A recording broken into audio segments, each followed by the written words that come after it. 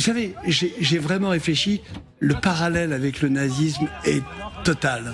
C'est-à-dire que nous avons, depuis 30 ans maintenant, les frères musulmans et tous ces caciques qui créent des générations de jeunes gens qui sont des SS, des SA, qui veulent génocider le peuple juif, comme les nazis ont voulu le génocider. Heureusement, j'ai envie de dire, ils sont moins puissants que la puissance allemande.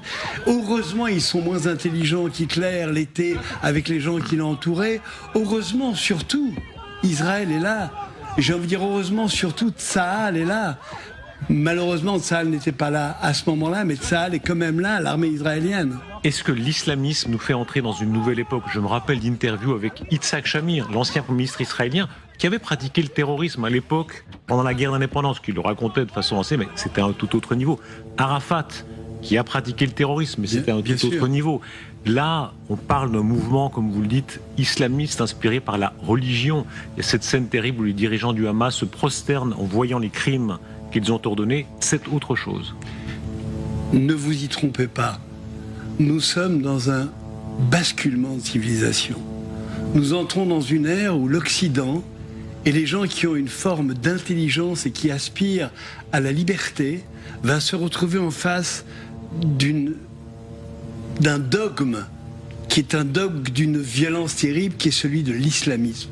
N'oubliez pas une chose, les islamistes ne tolèrent ni les juifs, ni les chrétiens, ni tout ce qui n'est pas islamiste, tout ce qui n'est pas islam.